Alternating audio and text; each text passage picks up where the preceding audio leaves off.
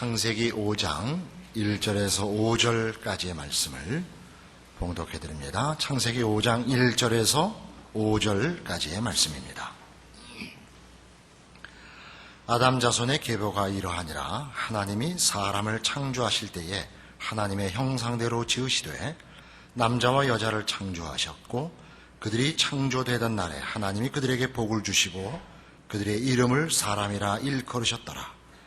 아담이 130세에 자기 모양 곧 자기 형상과 같은 아들을 낳아 이름을 셋이라 하였고 아담이 셋을 낳은 후 800년을 지내며 자녀를 낳았으며 그가 930세를 향수하고 죽었더라. 우린 이미 창세기 4장에서 우리 인류의 지금의 현실들을 확인하고 있었습니다. 아담이 범죄한 후에 자식을 낳았더니 죄인이 태어났다 하는 것을 보았습니다. 이 5장에서는 이 죄인된 인류가 결국 죽고 만다 하는 것을 유명한 10명의 족장들을 통하여 확인하고 있습니다. 아담부터 노아까지의 족보가 소개되고 있고 이 속에서 그들 모두가 몇 년을 살았든지 간에 결국은 죽었다 하는 사실을 봅니다. 우리가 성경에 특별히 창세기를 얘기합니다만 창세기에서 족보를 자주 만나게 되는데 왜 이런 족보를 창세기가 관심을 가지는가 하면 지금 이 첫 인류의 족보를 소개하면서 이 족보의 의미, 가치가 하나님의 우리와의 관계를 강조한다는 면에서 그 의미와 가치가 있습니다. 말하자면 아담 자손의 계보가 이러하니라 라고 아담 자손의 인류의 족보를 나열하려는 막순간에 무엇을 강조하느냐 하면 1절에서 보시는 것 같이 하나님이 사람을 창조하실 때 하나님의 형상대로 지으시고가 거기 강조되어 인류의 이 역사나 인류의 존재나 그 족보의 맨 위에 하나님이 다만 창조주로서가 아니라 자기 형상대로 지은 인류에 대한 어떤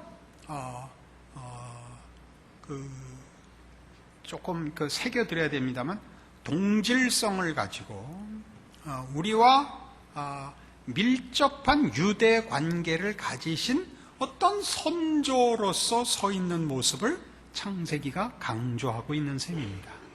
다시 말해서 그는 우리의 선조요 아버지시라 하는 모습으로 자꾸 창세기가 이걸 강조합니다. 그래서 3절에 있는 아담이 130세 자기 모양 곧 자기 형상과 같은 아들을 낳습니다. 근데 이 아담이 자기 형상 같은 아들을 낳은 것은 이미 앞에 강조한 1절에 있는 아담이 이미 하나님의 형상대로 지음을 받은 것이라 강조하여 아담의 족보를 소개함으로써 이 인류 전체에 대하여 하나님이 도대체 어떤 위치에 계신가, 어떤 관계에 있는가를 가르치고 싶어 하는 것이죠. 이것은 다만 이 짧은 구절 가지고만 그렇게 억측을 하는 것이 아니라 예를 들면 누가복음 3장에 가시면 신약성경에서 신약성경도 동일한 강조를 하고 있기 때문에 이런 이해가 가능한 것입니다. 신약성경 92페이지에 누가복음 3장 23절 이하에 예수님의 족보가 나옵니다. 마태복음에서는 예수님의 족보가 이렇게 위에서부터 시작했다면 누가복음은 밑에서부터 위로 거슬러 올라갑니다. 23절 예수께서 가르치심을 시작하실 때 30세쯤 되시니라. 사람들이 아는 대로는 요셉의 아들이니 요셉의 이상은 헬리요, 그 이상은 맏다시요, 그 이상은 레위요. 이렇게 족보를 거슬러 올라가서 38절 그 이상은 에노스요, 그 이상은 셋이요, 그 이상은 아담이요, 그 이상은 하나님이시니라. 이 족보에 이렇게 하나님까지 꼭 포함을 시키고 있는 것을 봅니다. 그러니까 말하자면 이런 족보와 함께 창세기에 등장하는 이 족보에서의 부자 관계, 그러니까 아버지와 다음 세대의 그 아들과의 관계에서 말하자면 이 창세기의 기록의 큰 특징 중에 하나, 강조하는 부분의 하나가 그 아버지가 자기 아들들에 대하여 축복하는 장면이 반복되어 나오고, 그 축복이 말하자면 하나님이 인류에 대하여 부성애적 축복을 하신다는 개념을 표현하고 있는 것으로 그려지고 있단 말입니다. 예를 들면 창세기로 돌아오셔서 9장 26절과 27절을 보시면 노아가 자기 아들들을 축복하는 장면입니다. 9장 26절 또 가로되 셈의 하나님 여호와를 찬송하리로다. 가나안은 셈의 종이 되고 하나님이 야벳을 창대케 하사 셈의 장막에 거하게 하시기를 원하노라 입니다. 그러니까 그 아들들을 축복하는 아버지의 모습을 그리고 있습니다. 이삭에 있어서도 그게 나옵니다. 27장 27절 야곱을 축복하는 장면입니다. 그가 가까이 가서 그에게 입맞추니 아비가 그곳에 향취를 맡고 그에게 축복하여 가로되 내 아들의 향취는 여호와의 복 주신 밭의 향취로다. 하나님은 하늘의 이슬과 땅의 기름짐이며 풍성한 곡식과 포도주로 내게 주시기를 원하노라. 계속 아버지가 그 자식에게 축복합니다. 하나 더 볼까요? 48장 15절에 야곱이 요셉을 축복하는 장면입니다. 48장 15절 그가 요셉을 위해 축복하여 가로되 내 조부 아브라함과 아버지 이삭의 섬기던 하나님, 나의 남으로부터 지금까지 나를 기르신 하나님, 나를 모든 환난에서 건지신 사자께서 이 아이에게 복을 주시오며 이들로 내 이름과 내 조부 아브라함과 아버지 이삭의 이름으로 칭하게 하시오며 이들로 세상에서 번식되게 하시기를 원하나이다 하고 요셉의 두 아이, 그러니까 이제 손주를 축복하는 장면입니다만은 요셉에게 하는 축복이고 요셉의 가문과 이제 후손을 축복하는 장면입니다. 이런 일들은 다 말하자면 아버지가 자식을 축복하는, 이 당시에 이 창세기에 등장하는 이 사람들은 족장입니다. 족장 시대고 그들이 제사장직을 갖고 있습니다. 아직 국가가 형성되어 있지 않고 무슨 종교적 단체나 공동체나 이런 것이 형성되어 있지 않아서 어떤 공동체의 직분으로 제사장이기보다 이런 인류를 이어가는 이 하나님이 허락하신 인류의 자자손손에게 하나님이 축복하시는 것을 아버지가 자기 자식에게 축복하는 것으로 보여주고 있는 셈입니다. 이것 갖고 부족하니까 하나님이 직접 이 축복을 허락하시고 그 축복해 하신 그 자손에게 하나님이 직접 나와서 그 아버지가 하나님 앞에 복을 빌어준 세대에게 하나님이 직접 그 복을 확인하는 장면을 보시면 분명해질 겁니다. 우리는 맨 처음에 창세기 1장에서 하나님이 사람을 만드시고 생육하여 번성하라, 땅에 충만하라 라고 시작하신 것을 압니다. 그것을 오늘 본문에도 5장 2절에 이렇게 다시 반복하죠. 그러니까 이 아담 자손의 족보를 죽었더라를 기록할 장면에서 하나님이 말하자면 이 혈통의 제일 위에 계시고, 그리고 하나님이 이 혈통을 복 주셨다는 걸 강조하면서 죽었더라로 갈 겁니다. 결국은 죽었더라지만 이게 하나님이 복 주시기로 작정한 족보라는 거죠. 이 족보는 인류 모두를 포함하고 있는 것입니다. 5장 2절 남자와 여자를 창조하셨고 그들이 창조되던 날에 하나님이 그들에게 복을 주시고 그들의 이름을 사람이라 일컬으셨더랍니다. 이렇게 시작을 하죠.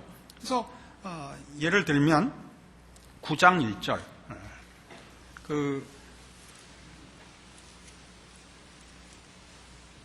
노아에게 이렇게 복을 주십니다. 9장 1절 하나님이 노아와 그 아들들에게 복을 주시며 그들에게 이르시되 생육하고 번성하여 땅에 충만하라. 그러니까 이건 그 아비가 노아에게 한 축복이며 동시에 하나님이 그 축복을 와서 확증하고 계시는 것을 봅니다. 12장, 우리 잘 아는 아브라함에 있어서도 마찬가지입니다. 12장 2절. 내가 너로 큰 민족을 이루고 네게 복을 주어 네 이름을 창대케 하리니 너는 복의 근원이 될지라. 너를 축복하는 자에게는 내가 복을 내리고 너를 저주하는 자에게는 내가 저주하리니 땅의 모든 족속이 너를 인하여 복을 얻을 것이니라. 이렇게 말하자면 창세기가 그리는 족보들, 즉 인류에 대하여 하나님이 그 인류를 지으셨을 뿐만 아니라 창조주이실 뿐만 아니라 부성애적 차원의 그러니까 아버지로서 이 인류를 대하시며 관계하시며 복 주시고 계심을 우리가 확인합니다. 즉 창세기의 가장 중요한 목적 중에 하나가 하나님은 축복하시는 사랑의 아버지시라 하는 것을 그려내고 있습니다. 그래서 우리가 이제 말하자면 기독교 신앙, 우리 개인적인 신앙에서나 기독교라는 전체적인 신앙을 정의하거나 이해할 때 가장 중요한 것은 기독교 신앙의 주인이요 주인공은 하나님이십니다.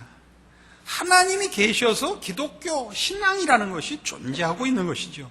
이 하나님이 어떤 분인가가 말하자면 그 개인과 그 당시의 기독교 신앙의 중요한 문제가 되는 것입니다.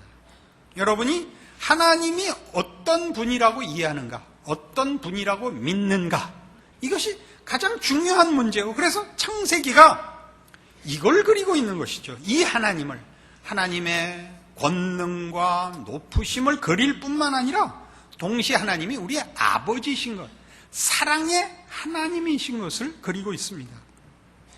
호세아 4장에 가시면, 호세아가 어디 붙었는지를 알아야 찾죠. 구약성경 1259페이지, 호세아 4장 1절에 하나님이 이스라엘의 신앙의 실패를 이렇게 꾸짖습니다.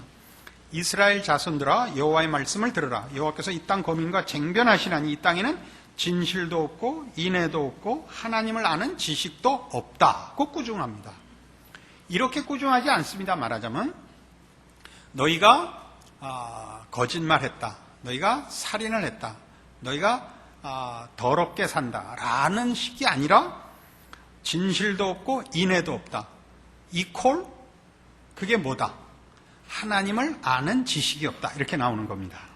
그러니까 기독교 신앙이라는 것, 하나님이 우리에게 요구하시고 우리에게 책임이며 동시에 특권이 된 것이 뭐냐면 이 하나님을 닮는 것입니다. 이 하나님을 아는 것입니다. 즉 하나님을 아버지로 알고 섬기는 것입니다. 내내 이 이스라엘 역사 내내 그랬고 우리 인류 역사 내내 기독교 신앙에서 가장 중요한 실패, 오해는 무엇 때문에 일어나느냐 하면 기독교 신앙이 하나의 규범이 되고 법이 되고 방법이 되고 하는 것 때문에 그 실패가 일어납니다. 하나님을 아버지로 이해하고 아버지로 믿고 아버지로 사랑하고 아버지의 자녀로서 반응하는 일을 놓치는 것입니다. 우리는 이 문제가 진실도 없고 인애도 없다라는 것이 말하자면 우리 율법으로 표현됐을 때도 너희가 거짓말하지 말라, 살인하지 말라 했지만 그걸 예수님께서 정의하시기를 하나님을 사랑하고 네 이웃을 사랑하라는 말이다 라고 정의하신 신약의 가르침과 연결할 때 이 부분은 분명히 하나님이 우리에게 우리의 신앙이라는 것이 하나님을 아버지로 섬기는, 하나님을 아버지로 사랑하는, 하나님을 아버지로 믿는 신앙을 요구하고 있는 것을 가르치고 있습니다. 그래서 이제 욥기에 가보시면 욥기 42장, 욥기는 또 어디 있나 하면요, 시편 앞에 있습니다. 802페이지 구약성경 욥기 42장. 욥은 여러분 잘 아시는 대로 범죄하지 않고 살았으나 느닷없는 시련을 겪어서 왜 이런 시련을 겪게 됐는가 고민하고 고통스러워했던 인물입니다. 그 나중에 하나님 앞에 답을 받고 이 회개를 합니다. 42장 1절. 욥이 여호와께 대답하여 가로되 주께서는 무소불능하시오며 무슨 경영이든지 못 이루실 것이 없는 줄 아오니 무지한 말로 이치를 가리우는 자가 누구니까? 내가 스스로 깨달을 수 없는 일을 말하였고 스스로 알 수 없고 헤아리기 어려운 일을 말하였나이다. 내가 말하겠사오니 주여 들으시고 내가 주께 묻겠사오니 주여 내게 알게 하옵소서. 내가 주께 대하여 귀로 듣기만 하였사옵더니 이제는 눈으로 주를 배옵나이다. 이 욥의 그 가치는, 욥기의 가치는 이겁니다. 욥기는 성경 중에, 우리가 가지고 있는 성경 중에 제일 처음 쓰여진 책으로 인정받고 있습니다. 뜻밖이죠. 우리는 모세오경이 맨 처음 쓰여졌을 것 같은데 욥기가 제일 먼저 쓰여진 책으로 모든 학자들이 이렇게 이해를 하고 있습니다.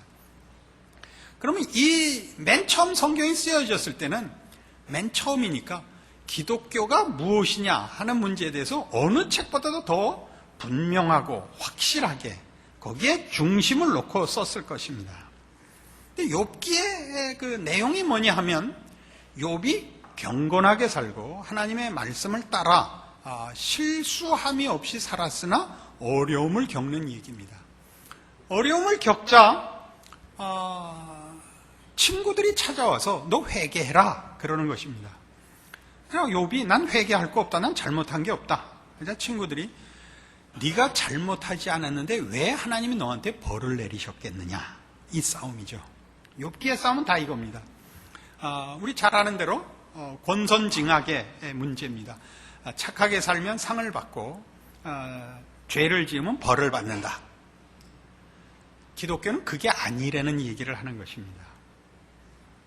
기독교는 잘잘못에 관한 정도가 아니다 라는 얘기를 하죠. 그래서 욥이 계속 내가 잘못한 것이 있다면 누구든지 나와서 날 고소해라. 그럼 내가 달게 벌을 받겠다. 내가 무슨 일에 잘못한 것이 있느냐를 쭉 나열합니다. 아주 긴 장을 할애해서 내가 가난한 자를 돌아보지 않은 적이 있느냐? 내가 교만한 적이 있었느냐? 내가 무슨 실수를 한 적이 있느냐? 말이 있으면 해봐라요. 그 나중에 그것은 하나님에 의하여 그 고소한 세 친구가 잘못이고 욥에게는 이 문제에 결함이 없다는 게 밝혀지기까지 합니다. 그럼에도 불구하고 욥은 끝에 회개하는 것으로 끝이 납니다. 뭘 회개했을까요? 하나님이 나중에 나타나서 욥의 그 항변, 내가 도대체 왜 잘못한 것 없이 왜 이런 고난을 받아야 합니까에 대하여 하나님이 무슨 답을 하시느냐 하면 모든 창조 세계의 신비를 그에게 보이십니다. 모든 창조 세계, 자연과 자연에 있는 생물들을 예로 들면서 그것들을 내가 만들 때 어느 것 하나 결함이 있게 만든 것이 있느냐라고 묻습니다. 모든 하나님의 창조물은 완벽합니다. 그 완벽함이라는 말 속엔 뭐가 있냐면 지었을 뿐만 아니라 지은 것을 하나님이 관리하고 계시단 말이죠. 간섭하고 보호하고 계시다는 얘기를 합니다. 하나님은 만들기만 하시는 분이 아니라 만든 모든 것에 대해 책임을 지시되 책임을 뛰어넘는 그 한량없는 은혜로우심과 복주심으로 모두를 만족해 이끌어가고 계신다를 보이십니다. 여기에서 욥이 넘어가는 겁니다. 뭐가 넘어가느냐? 인생에 있어서도 하나님과의 관계가 하나님이 정의의 심판자로 우리가 어떻게 하는가를 지켜보고 상 주고 벌 주고 하는 분이 아니라 우리의 인생을 존재케 하시고 인도하사 우리의 생각과 소원을 상회하는 하나님의 고급한 수준과 내용으로 우리의 인생에 간섭하고 보호하고 인도하여 완성의 길로 인도하시는 분이라는 걸 확인하는 것입니다. 이래도 못 알아들으면 희망이 없는 것입니다. 거기서 하나님은 아버지시고 나는 철없는 애새끼입니다. 이게 내가 주께 대하여 귀로 듣기만 하였사옵더니 이제 눈으로 봅니다 라는 회개를 하는 겁니다. 아멘. 옆구리 찔러서 아멘 받기. 옛날 속담입니다. 이 하나님을 성경이 소개하고 싶은 거죠. 이 문제는 다만 지금 이 욥기에서 이렇게 나온 것으로 그 몇 마디 없는데 이상하게 꿰가지고가 아닙니다. 성경 전체가 증언한다는 것을 또 확실하게 증언할 수 있습니다. 마태복음 6장. 그 유명한 이 말씀입니다. 예수님의 이 말씀. 6장 26절. 왜 저만 재미있고 여러분은 재미가 없을까요? 심각하게 우리 고민을 해봅시다. 왜? 6장 26절. 공중의 새를 보라. 심지도 않고 거두지도 않고 창고에 모아 들이지도 아니하되 너희 천부께서 기르시나니 너희는 이것들보다 귀하지 아니하냐. 이게 욥기 전 얘기가, 욥기 42장에 걸친 얘기가 이 6장 26절 한 구절에 다 들어가 버리는 거죠. 응? 공중의 새를 봐라. 어떻게 한다고? 심지도 않고 거두지도 않고 창고에 모아 들이지도 않는데 누가 완벽하게 먹이세요? 우리 아버지가. 새의 아버지는 아니라니까요. 우리 아버지가 저걸 먹이신다고요. 하물며 너일까 보냐에 욥이 넘어가는 거예요. 맞습니다. 제가 바보였습니다가 나오는 거죠. 제가 하나님을 몰랐습니다가 나오는 거죠. 네? 뒤에 이어볼까요? 30절. 오늘 있다가 내일 아궁이에 던지우는 들풀도 하나님이 이렇게 입히시거든 하물며 너희일까 보냐 믿음이 적은 자들아. 그러므로 염려하여 이르기를 무엇을 먹을까 무엇을 마실까 무엇을 입을까 하지 말라. 이는 다 이방인들이 구하는 것이라. 너희 천부께서 너희 하늘 아버지께서 이 모든 것이 너희에게 있어야 할 줄을 아시느니라. 그러니까 우리에게 일어나는 어떤 일도 하나님이 허락하지 않은 일이 없으며 하나님이 간섭하시지 않는 것이 없으며 우리에게 유익이 되지 않을 일이 없다는 거죠. 우리가 인생을 살면서 배우잖아요. 부모와 자식이 얼마나 그 생각과 그 깊이에서 달라요. 부모의 생각과 자식의 생각은 얼마나 달라요. 부모가 어떻게 자식을 그러니까 교훈하죠? 너 이번에 10등 안에 들면 네가 사달라는 거 다 사줄게. 그랬더니 자식이 한다는 소리가 그럼 10등 안에 들면 나를 독립시켜 주세요. 그걸 죽여 안 죽여? 생각을 해봐요. 그게 욥이 깨달은 거예요. 하나님 앞에는 벌 받지 않을 정도의 어떤 최소한의 규범을 지키면 되는 것이 신앙인 줄 알고 있는 거예요. 공부 잘했잖아요. 이거예요. 그게 날 독립시켜 주세요. 독립이라고라고라. 그걸 놔둬요? 죽여버리지. 아버지를 떠나서 어떻게 자식이 혼자 어떻게 훌륭해지면 훌륭관두고 인간이 되냐 말이에요. 어떻게? 가르침을 받아야지. 채워줘야지. 그 가르침을 받고 채워줘야 할 그 실력 속에는 지식과 기술만 있는 것이 아니라 사랑이 있고 용서가 있고 보호가 있어야 되는 거 아니에요? 그건 아버지밖에 못 주는 거 아니에요? 어머니는 빼놓은 얘기 안 해요, 또.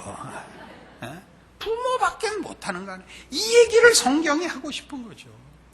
이 하나님을 이미 창세기에서 그리고 있다니까요. 우리는 범죄했으나 하나님은 아담의 족보, 죽을 수밖에 없는 죄를 지은 그 족보 속에 하나님은 그 혈통에 하나님이 시작이시라고 얘기를 해요. 그들에게 복을 주셨고 약속했다고. 그래서 결국 복으로 끝낼 거라고. 그게 우리가 보는 이 창세기의 하나님이요, 그 아들을 보내신 하나님이요, 오늘 우리에게 예수님께서 직접 가르치사 고백해 하시는 뭐라고 하라고요? 하늘에 계신 우리 아버지요 라고 부르라는 거예요. 이 이상 거기에 뭘 덧붙일 게 있느냐 이거죠. 하나님이 우리에게 주셔야 할 것과 약속한 것과 배려하시면 부족한 것이 뭐가 남았냐 말이죠. 그게 뭘 덧붙이면 여러분이 하나님을 과연 믿으며 자신감을 가지시겠습니까? 여기에 뭘 더 붙이면 이 병을 낫게 하시면, 이 일을 이루어 주시면, 이런 건 얼마나 믿음이 없고 얼마나 철없는 확인입니까? 안 그래요? 뭘 했는데? 하나님이 우리에게 아버지신데, 그 아들을 주셨는데, 그 아들을 못 박았는데, 내 머리털까지 다 세신 바 되셨는데, 세시기만 하고 뽑진 말았으면 좋겠어요. 응?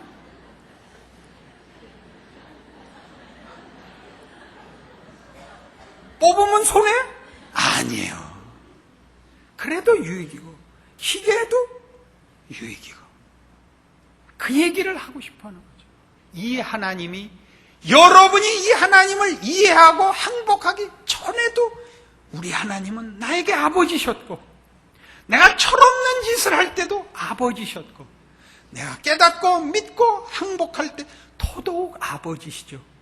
우리 자신을 위하여 하나님이 당신을 더 알리시며 더 말씀하시며 더 확인시키사 우리의 복을 추구하고 있고, 그 깨달음을 위해 기다리고 계시고 있다는 것을 기억하시는 이 이해로 여러분의 믿음이 더 강해지시고, 여러분의 삶에 일어나는 어떤 일에도 놀라지 않고 이 믿음 위에서 자신을 갖는 승리가 있기를 원합니다.